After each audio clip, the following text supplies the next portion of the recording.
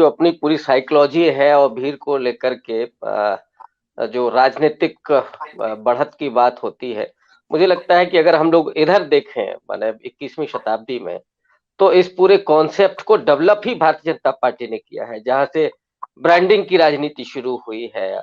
और जो राय साहब ने कहा था ना कि नरेंद्र मोदी की जब ब्रांडिंग हो रही थी, तो उस समय भारत से लेकर के और भारत के बाहर तक, आप अमेरिका की उनकी कुछ रैलियों को याद कीजिए प्रधानमंत्री बनने के बाद, कि जहाँ कई गुना ज़्यादा भीड़ को दिखाया जा रहा था कैमरों की ज़रिए।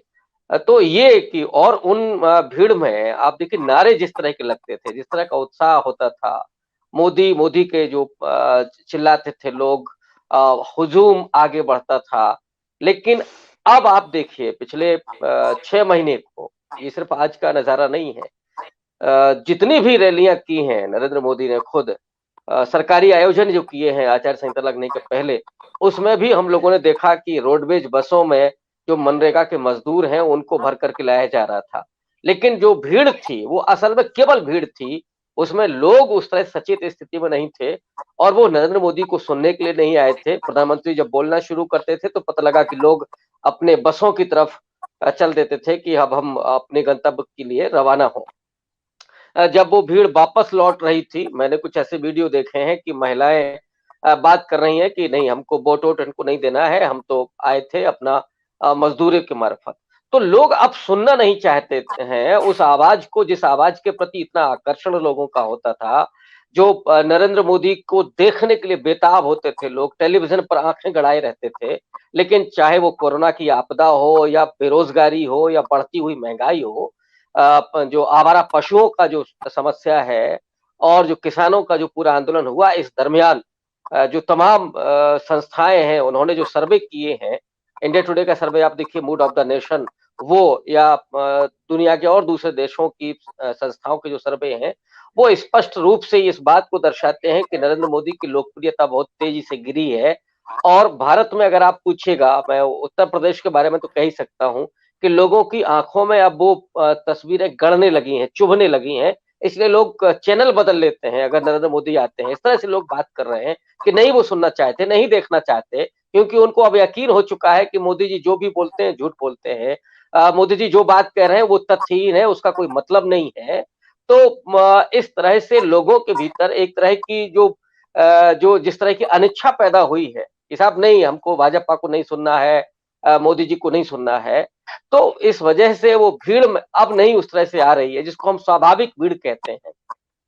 और उत्साह तो कतई नहीं है। जिस तरह का उत्साह आपको अखिलेश यादव के यहाँ, प्रियंका गांधी के यहाँ, यहाँ तक कि मायावती की रैली में, जो इधर जिसकी चर्चा नहीं होती है, उसमें आप देखिए बहुत स्वाभाविक उत्साह के साथ लोग डटे होते हैं, उनके आखिरी शब्दों को सुनने के लिए बेकरार होते हैं।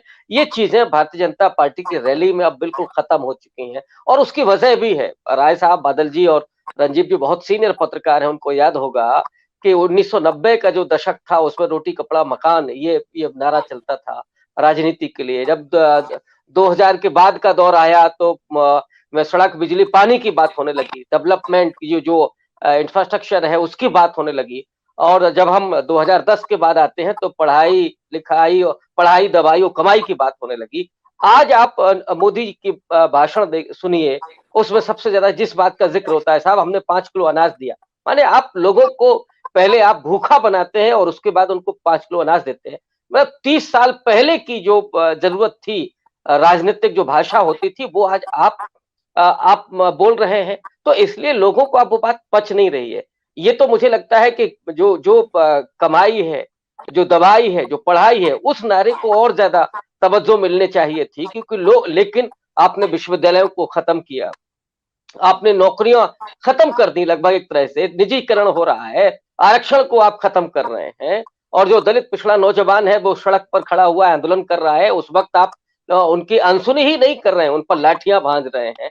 12 के ज्यादा करीब पेपर लीक हो चुके हैं उत्तर प्रदेश में, लेकिन फिर भी योगी आदित्यनाथ की सरकार पूरे भरोसे के साथ ये कहती है कि साहब यहाँ कोई भ्रष्टाचार नहीं है। इसके अलावा जब वो इलाहाबाद में आप देखिए, पटना में देखिए कि जो लड़के तैयारी कर रहे थे रेलवे के लिए, ग्रुप डी के एग्जाम के लिए, वो अगर एक आंदोलन खड़ा करते हैं तो साहब उन पर भी जिस तरह से उनके कमरों से निकाल निकाल करके लाठियां भांजी जाती हैं, तो वो नौजवान जो है वो अपने घरों को लौटे हैं और इस उम्मीद ही नहीं बल्कि इस मुझे लगता है कि जज्बे के साथ लौटे हैं कि सरकार को उखाड़ करके फेंकना है। ठीक उसी तरह से पश्चिमी उत्तर प्रदेश में जहाँ की अभी हम लोग बात कर रहे हैं, किसानों का जो आंदोलन चला और वो जिस तरह की बेरहम ढंग से पेश आई है ये सरकार, उसको भी लोगों ने देखा। ये जो गुस्सा था, जो बादल जी कह रहे थे ना कि 40 साल में कभी उन्होंने नहीं देखा।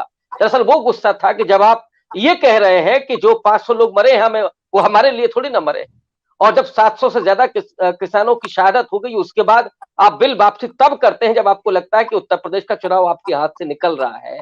आपको कोई परवाह नहीं है कि आपका ही नागरिक, आपका ही देश का किसान वो दर-दर की ठोकर खा रहा है, साल भर से ज्यादा बैठा हुआ है। लेकिन ये जो सरकार है, ये पूरा आरएसएस और भारतीय जनता पार्टी है, वो इस समाज को आज्ञा पालक बनाना चाहती है। ये जो किसानों ने अवज्ञा की है, ये जो नौजवान अब अवज्ञा कर रहे हैं लाठी खा करके भी, ये जो दलित और पिछड़े जिस तरह से अवज्ञा में सामने आ रहे हैं, तो मैं इसे एक गांधी का जो अवज्ञा आंदोलन था, वो आज ये जो राजनीति है, लोकतंत्र की जो राजनीति है, उसे मैं एक अवज्ञा के आंदोलन के रूप में भी देख रहा हूं, जो बहुत सीधे तौर पर जो परिणाम देने वाली है। अब वो नहीं है कि साहब हमको आजादी पाना है, अब नौजवानों को आजादी पानी है अपनी नौकरी हासिल करके, अपनी पढ़ाई हासिल करके। अब जो मजदूर है उसे नौकरी पानी है, उसे काम पाना है। अब और जो मिडिल क्लास है उसे अपनी सामाजिक सुरक्षा हासिल करनी है। दलित पिछड़ा है उसे अपने आरक्षण को किसी तरीके से जो जो छूट रहा है, जिसको हड़पने की कोशिश की जा रही है, उसको पाना चाहता है। या जो व्यवसायी है, जो जीएसटी लाद करके आपने उनको बर्बाद किया, और अब अभी जो आप करने जा रहे हैं निजीकरण करके आप सारी चीजों को खत्म कर दे रहे हैं, तो उसके लिए एक अवज्ञा का आंदोलन के रूप में हम इस जो विपक्षी दल है उनके यहाँ जो भीड़ दिखाई दे रही है, मैं उसके रूप में देख रहा हूं, जो बहुत नतीजे देने वाली है। और इस चुनाव में अब 2 चरण तो हो ही चुके हैं, 5 बाकी है। इस चरण में ये नतीजों में तब्दील होगा, अवज्ञा का आंदोलन है ये। और इसीलिए मैं कह रहा हूं कि विपक्षी दलों के यहाँ जो भीड़ दिख रही है वो स्वाभाविक उत्साह के साथ नतीजे परिवर्तित करने के लिए दिखाई दे रही है। और दूसरी तरफ जो सन्नाटा है, जो मायूसी है, वो उनके चेहरों पर झलक रही है। और अब वो उस बदहवासी में चीजें गड़बड़ भी हो रही। और आप हमसे जुड़े रहने के लिए सब्सक्राइब करें YouTube पर, फॉलो करें ट्विटर पर और लाइक करें Facebook पर। और ज्यादा जानकारी के लिए आपको टाइप करना होगा सिर्फ न्यूज नशा।